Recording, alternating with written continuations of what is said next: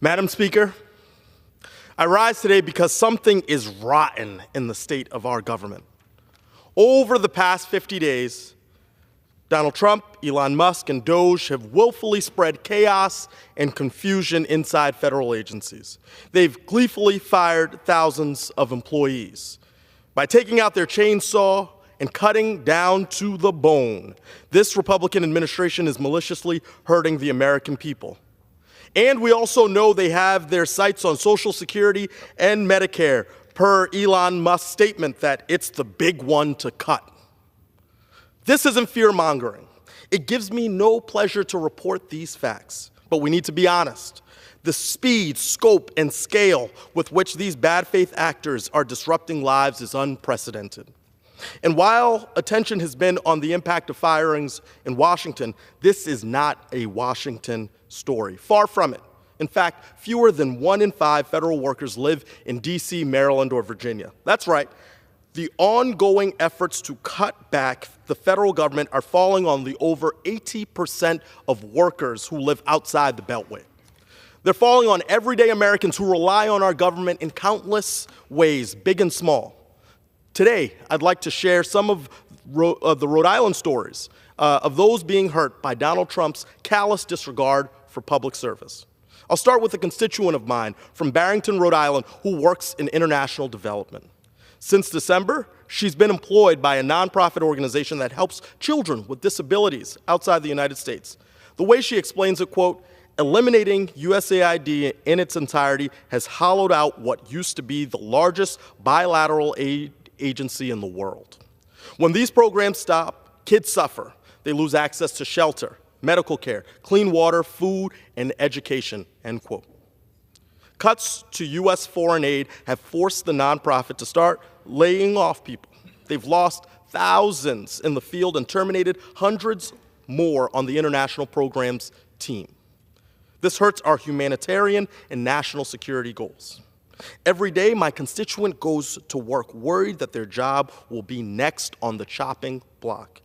Worse still, because of potential cuts to Medicaid that Republicans are pursuing in their budget resolution, she's worried whether her family, including her 2 young sons, will have health insurance if she loses her job. My question is the cruelty worth it, Madam Speaker? It's not just those who project American influence abroad. It's also those who carry their service forward after serving in uniform. The federal government is the largest employer of our brave veterans. 30% of the federal workforce are veterans, including one of my constituents from Bristol, Rhode Island. As a disabled veteran with 23 years of service, my constituent was unceremoniously fired from his position at the National Oceanic and Atmospheric Administration on February 27th. In his letter, he, quote, had asked the Department of Commerce if he could receive a letter of displacement to acquire another federal position versus having to apply as a member of the public. He received no answer, but then again, no longer had the access to find out.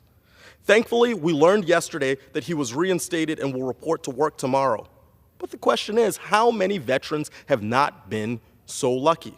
How many are now scrambling for a job, wondering if their thank you for your service is an unceremonious pink slip? It's shameful, it's un-American, and it's wrong.